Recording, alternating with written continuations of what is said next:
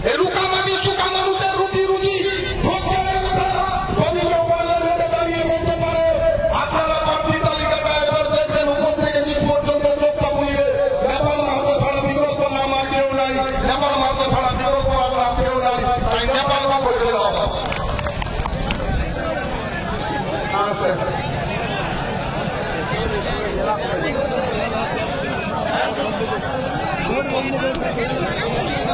আমাদের এক্সএমএল ফিরোজা বেগম মুশতাক আলম সাহেব পৌঁছেছেন খুবই সামনে দিনবন্ধু মানুষকে দূরে থেকে